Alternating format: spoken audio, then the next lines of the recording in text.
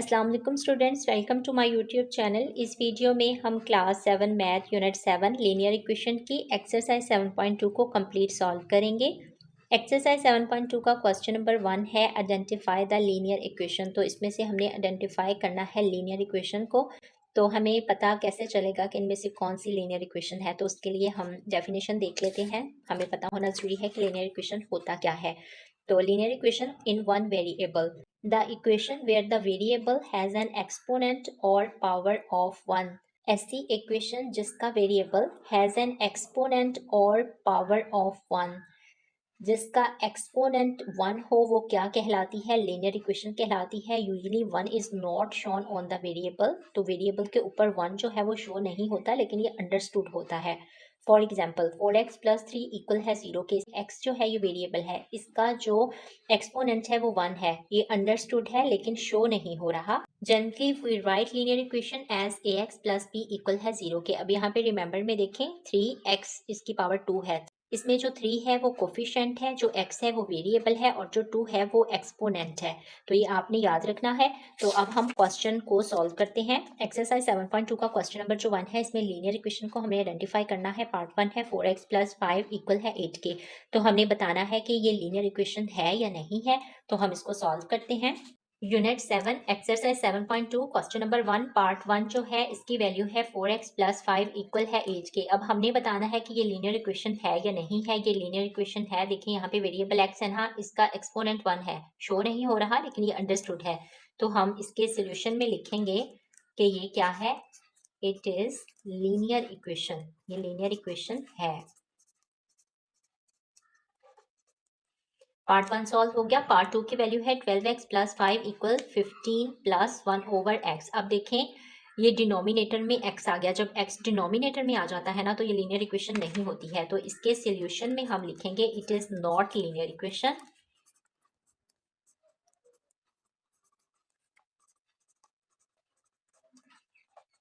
Part 2 भी solve हो गया। उसके बाद है पार्ट 3। पार्ट 3 में है 18x + 7 इक्वल है 54 के। इसके सोल्यूशन में हम लिखेंगे कि ये लीनियर इक्वेशन है, क्योंकि ये वेरिएबल x है, इसका एक्सपोनेंट है 1। तो ये लीनियर इक्वेशन होती है जिसका एक्सपोनेंट 1 हो। It is linear equation. Part 3 भी सॉल्व हो गया। उसके बाद है पार्ट 4। पार्ट 4 की वैल्यू है x/2 + 3 इक्वल है 25 के। अब देखें x है, इसका एक्सपोनेंट है 1। तो इसके सोल्यूशन में हम लिखेंगे इट इज लीनियर इक्वेशन। ये भी लीनियर इक्वेशन है।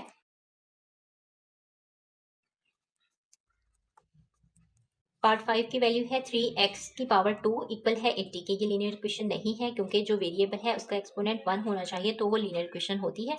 तो यहाँ पे हम लिखेंगे इसका ये सोल्यूशन है, it is not linear equation.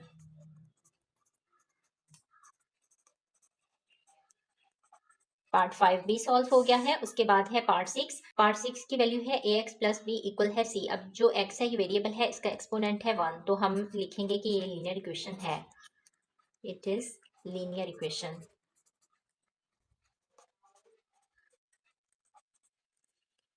Part 7 जो है ये लीनियर इक्वेशन नहीं है, क्योंकि जब हम इसको खत्म करेंगे तो इसकी पावर x की 1/2 आ जाएगी, तो 1 आनी चाहिए है। तो इसके सोल्यूशन में हम लिखेंगे it is not linear equation.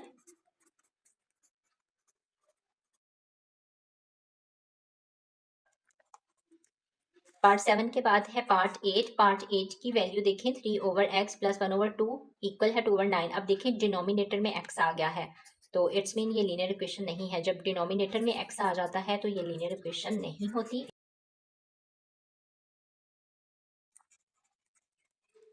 It is not linear equation. तो इस तरह हमारा जो क्वेश्चन नंबर 1 है ये कंप्लीट सॉल्व हो गया है।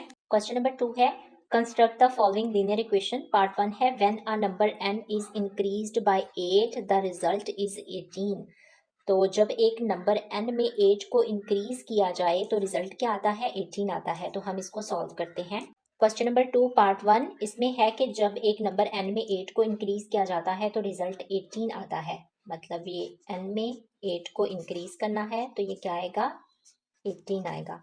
तो ये पार्ट 1 कंप्लीट हो गया है। पार्ट 2 है when a number y is decrease by 7 the result is 14। जब एक नंबर y में से डिक्रीज किया जाता है 7 को तो रिजल्ट आता है 14। तो इसको हम किस तरह से लिखेंगे? y में से डिक्रीज करना है 7 को, किसके इक्वल आएगा? 14 के इक्वल। तो इस तरह पार्ट 2 भी सॉल्व हो गया। पार्ट 3 है the sum of two consecutive number is 29।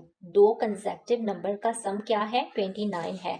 तो यहाँ पे हम लेट कर लेते हैं कि लेट फर्स्ट नंबर क्या है।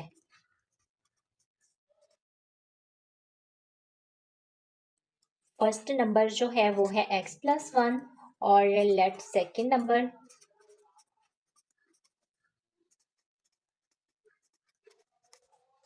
इसको हम लिखेंगे कि ये है x+2, क्योंकि उन्होंने कहा था ना कि दो कंसेक्टिव नंबर का सम। अब इन दोनों का सम, अब ये x+1 इनका सम कहा है ना, तो प्लस x+2।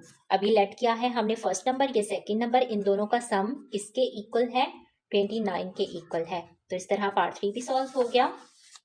पार्ट 4 है 4 times of a number n is 23। 4 times n, 4 times किसके इक्वल है? 23 के इक्वल। अब आगे उन्होंने कहा है more than twist the number, मतलब नंबर का दुगना कर देना है। इसमें कैसे दुगना करेंगे कि ऐड कर देंगे 2n को, इस तरह से। इसको हम इस तरह से भी लिख सकते हैं 4n इक्वल है 2n प्लस 23। इस तरह हमारा पार्ट 4 सॉल्व हो गया, साथ ही हमारा क्वेश्चन नंबर 2 कंप्लीट सॉल्व हो गया है। क्वेश्चन नंबर 3 है solve the following linear equation. तो हमने इनको सॉल्व करना है। पार्ट 1 है x+6 इक्वल है 18 के। तो हम इसको सॉल्व करते हैं। इसमें से हमने x की जो वैल्यू है उसको फाइंड करना है। क्वेश्चन नंबर 3 पार्ट 1, इसकी वैल्यू है x+6 इक्वल है 18। अब देखें 6 जो है यहाँ पे ऐड हो रहा है, हमने x की वैल्यू फाइंड करनी है ना, तो हम दोनों साइड्स पे 6 को सब्ट्रैक्ट कर देंगे। तो यहाँ हम लिखेंगे subtract 6 from both sides of the equation।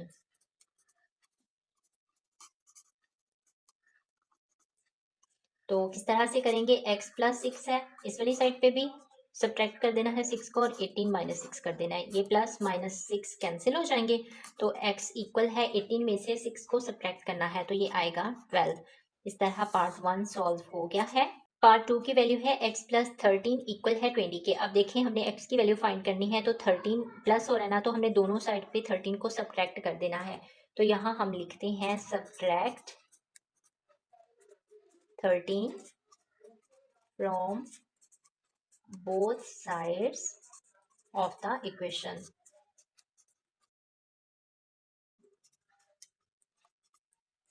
तो किस तरह से करेंगे? x+13 है ना, इसमें भी यहाँ भी -13 और 20 -13, ये +13 और -13 कैंसिल हो जाएंगे। तो x इक्वल है 20 में से 13 को सब्ट्रैक्ट करना है, तो ये रिमाइंडर 7 आता है।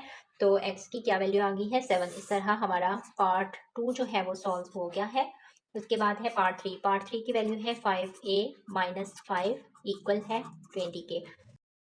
अब यहाँ पे देखें ये -5 है ना, तो हमने 5 ऐड कर देना है both sides of the equation. तो हम यहाँ पे लिखेंगे add 5 on sides of the equation. तो 5a है -5 +5, यहाँ भी +5 ऐड कर देंगे साइड पे, और इस साइड पे भी +5 ऐड कर देंगे। तो अब ये प्लस का 5 और माइनस का 5 कैंसिल हो जाएंगे। ये आएगा 5a इक्वल 20 में 5 ऐड करेंगे तो 25। अब देखें a की वैल्यू फाइंड करनी है ना, तो ये 5 है। अब हम इसको दोनों साइड्स पे 5 को डिवाइड कर देंगे। तो यहाँ हम लिखेंगे divide both sides of the equation by 5। तो यहाँ पे है 5a डिवाइडेड बाय 5, और यहाँ भी 25 डिवाइडेड बाय 5। ये 5 इस 5 के साथ कैंसिल हो जाएगा। a इक्वल है 5 1 5 5 5 25, a इक्वल है 5 के।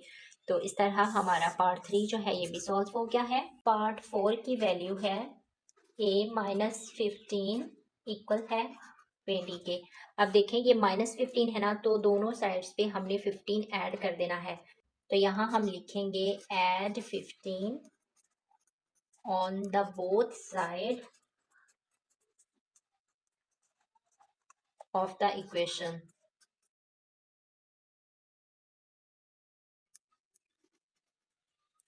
तो अब ये देखें यहाँ पे है a माइनस 15, अब यहाँ पे ऐड कर देना है 15 और इस वाली साइड पे भी 20 ऐड 15, ये प्लस माइनस ये दोनों कैंसिल हो जाएंगे, a इक्वल है 20 में ऐड करेंगे 15 तो ये आता है 35। इस तरह हमारा पार्ट 4 भी सॉल्व हो गया है। पार्ट 5 की वैल्यू है 2x प्लस 5 इक्वल 35 के। अब देखें ये प्लस 5 है ना, तो हमने दोनों साइड्स पे माइनस कर देना है 5 को। तो यहाँ पे हम लिखेंगे subtract 5 from both sides of the equation.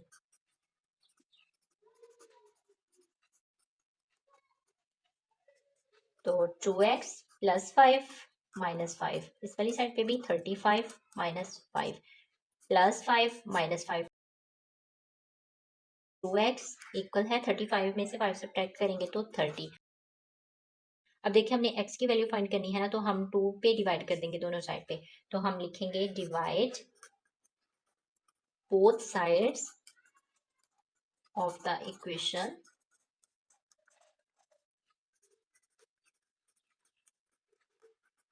Bye 2। 2x divided by 2 30 divided by 2, ये 2 के साथ 2 कैंसिल हो गया, x इक्वल है, इनको कैंसिल करेंगे तो ये आएगा 15, x की वैल्यू आई है 15। इस तरह हमारा पार्ट 5 भी सॉल्व हो गया। पार्ट 6 की वैल्यू है 3n माइनस 8 इक्वल है 39 के। अब यहाँ पे देखें माइनस 8 है ना, तो हमने प्लस 8 कर देना है, दोनों साइड पे ऐड कर देना है 8 को। तो हम यहाँ पे लिखते हैं add 8 on both sides of the equation.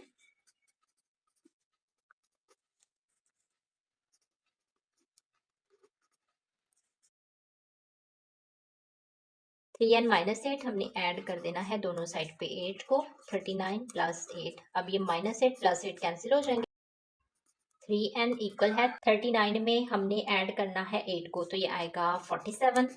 अब हमने n की वैल्यू फाइंड करनी है ना, तो दोनों साइड्स पे हम 3 के साथ डिवाइड कर देंगे। तो यहाँ हम लिखेंगे डिवाइड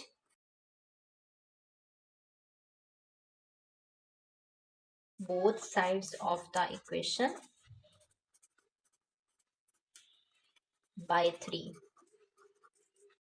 तो ये है 3n divided by 3, 47 divided by 3, 3 के साथ 3 कैंसिल, एंड तो ये कैंसिल नहीं हो रहे हैं तो हम इसको डिवाइड कर देंगे। 3 1 ज़ार 3 1, अब 4 में से 3 को सब्ट्रैक्ट किया 1 आया ना, तो ये 7 यहाँ ले आएंगे, 3 5 ज़ार 15, 7 में से 5 सब्ट्रैक्ट करेंगे तो 2, ये आएगा 15 होल 2/3, ये n की वैल्यू आ गई। इस तरह हमारा पार्ट 6 भी सॉल्व हो गया, साथ ही हमारा क्वेश्चन नंबर 3 कंप्लीट सॉल्व हो गया है। क्वेश्चन नंबर 4 है the sum of a number x and its double is 12, find the number. एक नंबर x है और उसका डबल अगर करें तो बनता है 2x, तो उसका सम करेंगे तो 12 आता है ना, तो उन्होंने कहा है कि आप नंबर फाइंड करें। तो हम क्वेश्चन नंबर 4 को सॉल्व करते हैं। क्वेश्चन नंबर 4 है, तो यहाँ हम लिखेंगे रिक्वायर्ड नंबर,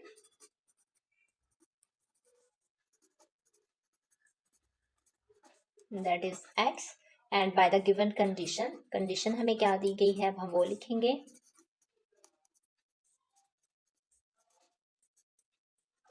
कंडीशन क्या है, x प्लस 2x, मतलब एक नंबर x है ना उसका डबल उन्होंने कहा है, डबल 2x हो जाएगा। अगर हम इनका सम करते हैं तो इक्वल ये आता है 12 के, ये 2x है ये x है, तो ये ऐड करेंगे तो ये 3x आ जाएगा, इक्वल है 12 के। अब हमने x की वैल्यू फाइंड करनी है ना, तो हम इसको डिवाइड कर देंगे दोनों साइड्स पे 3 के साथ। तो हम यहाँ पे लिखते हैं divide both sides of the equation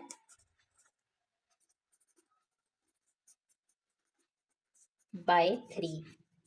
तो ये है 3x 3, 12 डिवाइड बाय 3, 3 के साथ 3 कैंसिल, x इक्वल है 3 4 आर 12 4। तो अब यहाँ पे हमारे पास नंबर आ गया है रिक्वायर्ड नंबर, तो हम यहाँ पे लिखते हैं हैंस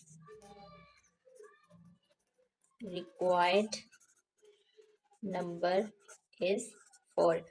तो इस तरह हमारा क्वेश्चन नंबर 4 जो है ये भी सॉल्व हो गया है। क्वेश्चन नंबर 5 है the sum of a number x and its double is 15, find the number. तो ये क्वेश्चन भी क्वेश्चन नंबर 4 ही की तरह है, तो हम क्वेश्चन नंबर 5 को सॉल्व करते हैं। क्वेश्चन नंबर 5 है, क्वेश्चन नंबर 5 में रिक्वायर्ड नंबर लिखेंगे जो कि है x by the given condition.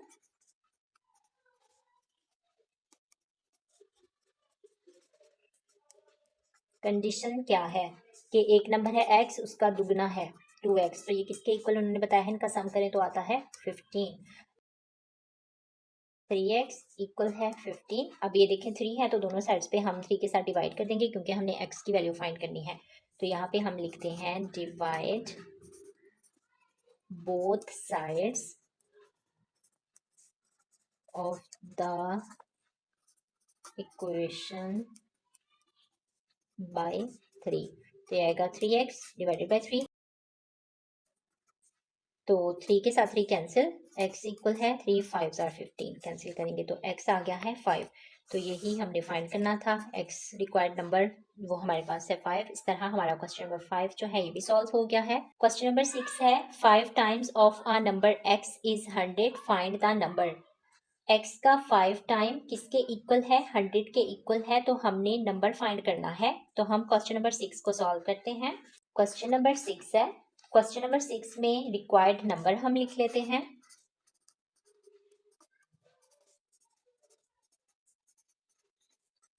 x by the given condition।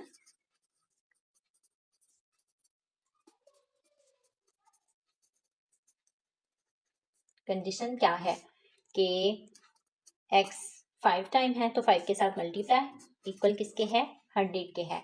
तो अब हमने x की वैल्यू फाइंड करनी है ना, तो दोनों साइड्स पे हम डिवाइड कर देंगे इसको 5 के साथ। तो यहाँ हम लिखते हैं divide both sides of the equation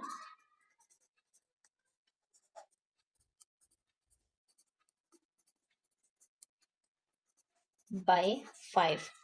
तो क्या आएगा 5x divided by 5, 100 divided by 5, 5 के साथ 5 कैंसिल, x इक्वल है, अब इसको कैंसिल करें तो ये आता है 20। तो इस तरह हमारा क्वेश्चन नंबर 6 जो है ये भी सॉल्व हो गया है। क्वेश्चन नंबर 7 है find the length of each side of square of whose perimeter is 36। Square का पेरीमीटर क्या है, 36 है, तो हमने स्क्वायर की लेंथ फाइंड करनी है हर साइड की। तो हम क्वेश्चन नंबर 7 को सॉल्व करते हैं। क्वेश्चन नंबर 7 है, क्वेश्चन नंबर 7 में हमने लेट कर लेना है कि लेंथ ऑफ स्क्वायर क्या है। तो यहाँ हम कर लेते हैं लेट लेंथ ऑफ स्क्वायर, वो हमने लेट की है कि x है, as we know that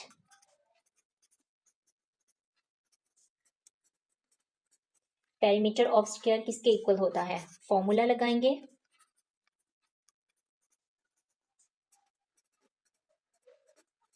equal होता है 4 multiply length of side.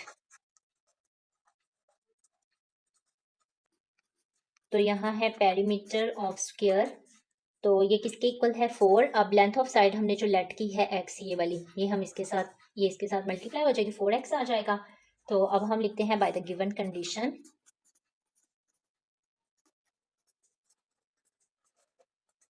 By the given condition. Condition क्या है 4x, उन्होंने बताया हुआ है हमें कि पेरीमीटर ऑफ स्क्वायर क्या है, 36 सेंटीमीटर है, 36 सेंटीमीटर।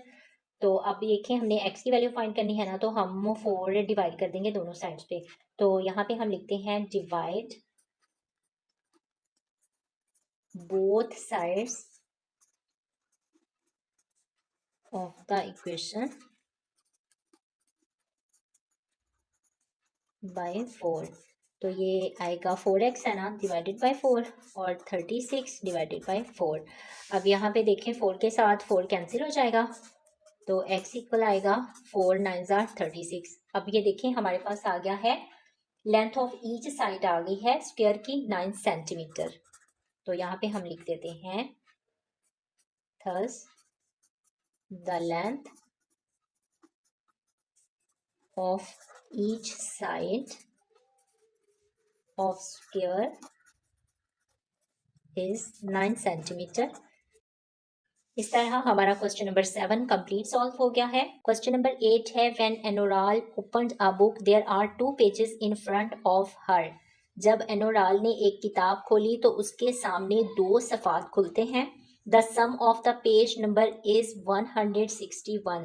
دونوں صفحات کا مجموعہ 161 ہے. if one page number is 81. اگر ایک صفحہ number 81 who what is the other page number. تو دوسرا صفحہ نمبر بتائیں. تو ہم کوشچن نمبر 8 کو سالو کرتے ہیں. کوشچن نمبر 8 ہے. کوشچن نمبر 8 میں 1 پیج نمبر ہمیں بتایا گیا ہے جو کہ 81 ہے. 1 پیج نمبر 81 ہے. انہوں نے کہا ہے ادر جو پیج نمبر ہے نا وہ فائنڈ کریں. تو وہ ہم لیٹ کر لیتے ہیں کہ ادر پیج نمبر جو ہے وہ ہے X. تو بائی دا گیون کنڈیشن ہمیں کیا بتائی گئی ہے کہ X جو کہ ہم نے ادر پیج لیٹ کیا ہے 1 پیج جو ہے انہوں نے کہا ہے کہ وہ 81 ہے. ان دونوں کا مجموعہ ہے 161. تو یہ کنڈیشن ہے. اب یہاں پہ دیکھیں یہ 81 پلس کا ہے نا تو ہم نے X کی ویلیو فائنڈ کرنی ہے. تو دونوں سائڈز پہ ہم 81 سبٹریکٹ کر دیں گے. تو یہاں پہ ہم لکھیں گے subtract 81 from the both sides of the equation. تو اب دیکھیں یہاں پہ x پلس 81 ہے مائنس 81 اور 161 مائنس 81 کیونکہ دونوں سائڈس میں ہم نے 81 سبٹریکٹ کرنا ہے. یہ پلس 81 مائنس 81 کینسل ہو جائیں گے. x ایکول ہے. اب 161 میں سے 81 کو سبٹریکٹ کرنا ہے تو یہ آئے گا 80. تو اس طرح ادر پیج نمبر جو ہے نا وہ 80 ہے. تو ہم یہاں پہ لکھ دیتے ہیں thus other page number is 80. تو اس طرح ہمارا کوشچن نمبر جو 8 ہے یہ کمپلیٹ سالو ہو گیا ہے. کوشچن نمبر 9 ہے in cricket match Ahmad Shahzad and Shahid Afridi enhance the score of Pakistan cricket team by 96 runs. ایک کرکٹ میچ میں احمد شہزاد اور شاہد افریدی نے 96 رنز کا اضافہ کیا. if Shahid Afridi scored 22 more than Ahmad Shahzad. اگر شاہد افریدی نے احمد شہزاد سے 22 رنز زیادہ سکور کیے ہیں تو find the score of Ahmad Shahzad. تو ہم نے احمد شہزاد کا اسکور فائنڈ کرنا ہے. تو ہم کوشچن نمبر 9 کو سالو کرتے ہیں. کوشچن نمبر 9 ہے. کوشچن نمبر 9 میں ہم نے احمد شہزاد کا اسکور لیٹ کر لینا ہے. Late score of Ahmad Shahzad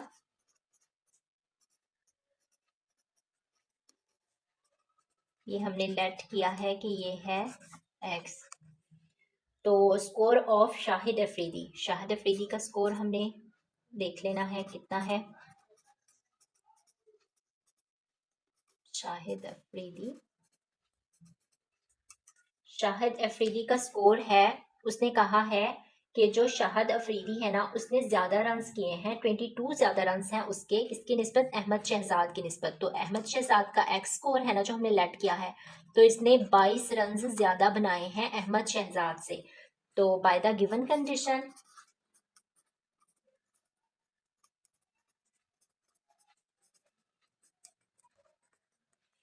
اب کنڈیشن ہمارے پاس کیا ہے. یہ ہے ایکس احمد شہزاد کا سکور اور یہ جو شاہد افریدی ہے ایکس پلس 22 جو اس نے 22 رن زیادہ بنائے ہیں کس کی نسبت احمد شہزاد کی نسبت اس نے 22 سکور زیادہ بنائے ہیں. تو ان کا سم جو ہے وہ کس کے ایکول ہے 96 کے ایکول ہے. تو اب یہاں پہ دیکھیں اس کو ہم کرتے ہیں نکالتے ہیں بریکٹ سے x پلس 22 ایکول ہے 96 کے.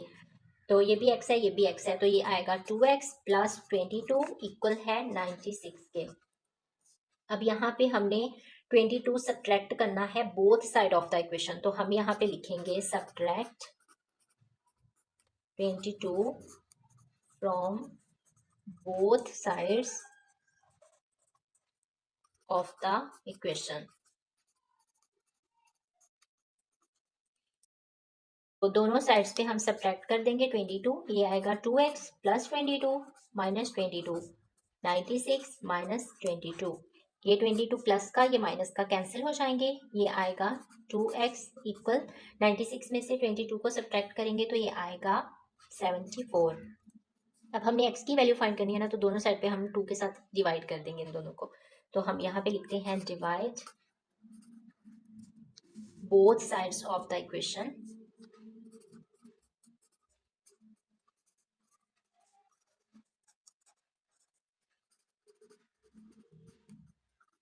Bye 2। 2x divided by 2, 74 divided by 2, 2 के साथ 2 कैंसिल हो जाएगा, x इक्वल है 74 को डिवाइड करेंगे 2 पे तो ये आएगा 37। तो ये हमने जो लेट किया था ना अहमद शहजाद का स्कोर, वो हमारे पास आ गया है। तो यहाँ पे हम लिख देते हैं score of Ahmed Shahzad is 37। तो इस तरह हमारा क्वेश्चन नंबर 9 जो है ये कंप्लीट सॉल्व हो गया है। क्वेश्चन नंबर 10 है Namra is senior to Shumaila by 18 years. Namra Shumaila से 18 साल बड़ी है। आफ्टर 6 ईयर्स, 6 साल बाद, Namra will be twice as old as Shumaila. जो नम्रा है ना वो शुमाइला से दुगना बड़ी हो गई। Find Namra's present age. तो नम्रा की जो प्रेजेंट एज है ना, मौजूदा उम्र है, वो हमें फाइंड करनी है। तो हम क्वेश्चन नंबर 10 को सॉल्व करते हैं।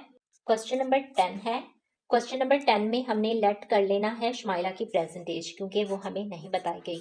तो let present age of Shumaila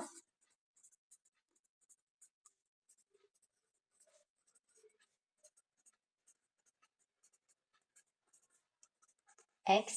अब जो एज ऑफ नम्रा हम ये लिख लेते हैं।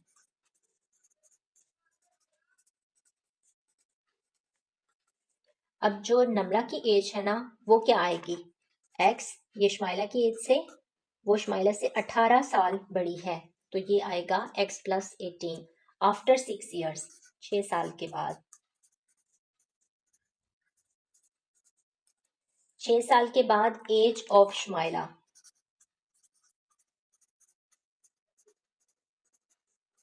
शुमाइला की एज हमने लेट की थी ना कि x है, 6 साल के बाद इसमें ऐड कर देंगे 6 ईयर्स। अब आ जाएगी एज ऑफ नम्रा।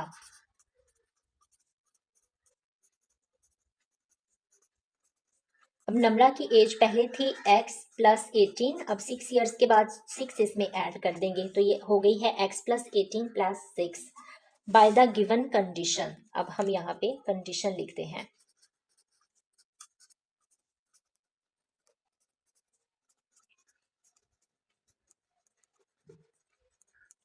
कंडीशन क्या है, कंडीशन ये है कि यहाँ पे हम लिखेंगे x प्लस 6, ये जो शुमाइला की एज है, और ये है x प्लस 18 प्लस 6, ये है नम्रा की एज। अब हमने इसको बराबर करने के लिए ना इनकी एजेस को, इसको 2 के साथ शुमाइला की एज को कर देना है मल्टीप्लाई। तो इसको करेंगे मल्टीप्लाई तो ये आएगा 2x प्लस 6 2 ज़ार 12, x प्लस 18 में 6 ऐड करेंगे तो आएगा 24। अब यहाँ पे ये देखें, ये x इस वाली साइड पे आ जाएगा, ये प्लस का है तो इस वाली साइड पे आके माइनस का हो जाएगा। किस तरह से 2x minus x plus 12 equal 24। अब ये भी x है, ये भी x है, ये सब्ट्रैक्ट करेंगे तो ये आएगा x 24, ये प्लस है, इस वाली साइड पे जाके माइनस हो जाएगा। 24 में से 12 को सब्ट्रैक्ट करेंगे तो 12 आएगा। अब जो नम्रा की एज है ना प्रेजेंट, वो हमारे पास आ गई है। नम्रा एज, जो प्रेजेंट एज है उसकी, यहाँ पे प्रेजेंट भी लिख लीजिए। प्रेजेंट एज उसकी कितनी है, x प्लस 18, ये पहले थी ना, तो अब x जो हमारे पास आई है 12 प्लस 18, तो ये आई है 30। तो हम यहाँ पे लिख देते हैं नम्रास प्रेजेंट एज क्या आई है 30, तो यहाँ हम लिखते हैं hence the present age of Namra is 30 years. तो यही हमने फाइंड करना था।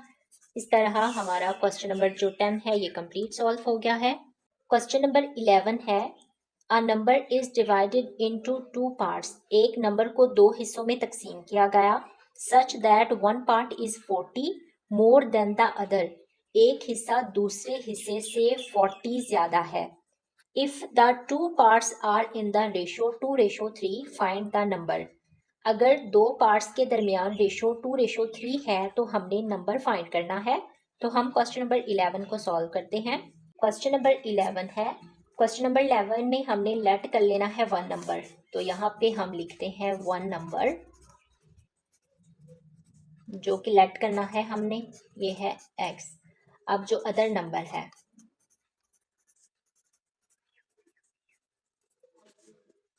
एक हिस्सा दूसरे हिस्से से 40 ज्यादा है, एक हिस्सा दूसरे हिस्से से 40 ज्यादा है, x प्लस 40 हो गया। अब बाय द गिवन कंडीशन,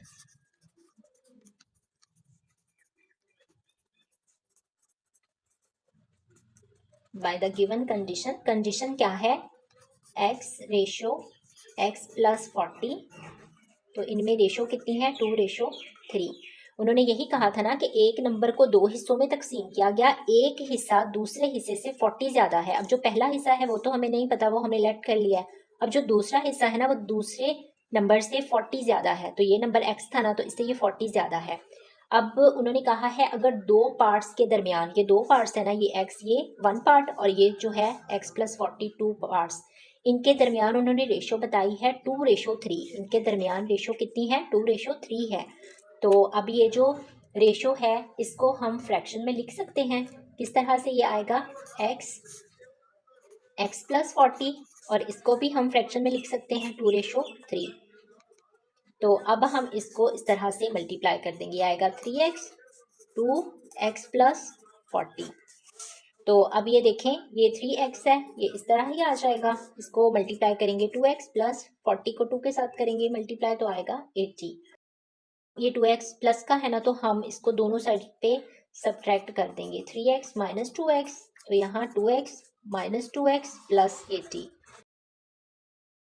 ये प्लस का 2x, ये माइनस का 2x, ये दोनों कैंसिल हो गए और ये आया है x इक्वल किसके आया है, 80 के इक्वल आया है।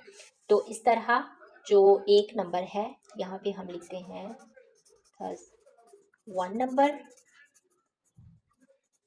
x इक्वल है 80 के। अब है other number, x plus 40, x कितना है 80 प्लस 40, तो ये कितना आया 120। ये एक नंबर 80 आया तो दूसरा नंबर 120 आ गया। तो इस तरह हमारा क्वेश्चन नंबर जो 11 है ये भी सॉल्व हो गया है।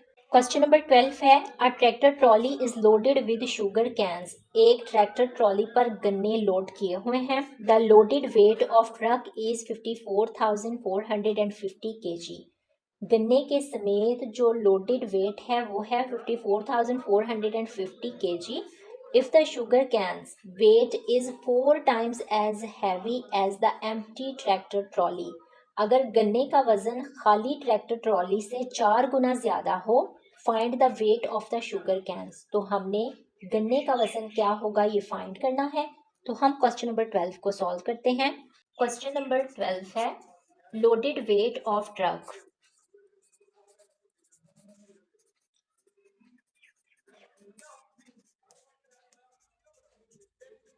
लोडेड वेट ऑफ ट्रक कितना है 54,450 kg।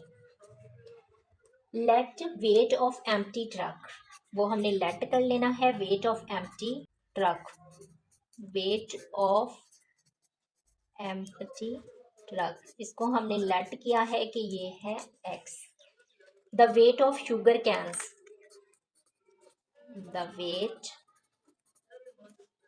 Of sugar, weight of sugar canes कितना है, उन्होंने कहा है ना कि वेट ऑफ शुगर कैन, अगर गन्ने का वजन खाली ट्रैक्टर ट्रॉली से 4 गुना ज्यादा हो, तो शुगर कैन का वजन खाली ट्रैक्टर ट्रॉली से 4 गुना ज्यादा है। ठीक हो गया। ये एम्प्टी ट्रक का हमने एक्स लेट किया है ना, गन्ने का वजन जो है वो 4 गुना ज्यादा है एम्प्टी ट्रक ट्रॉली से, according to the given condition.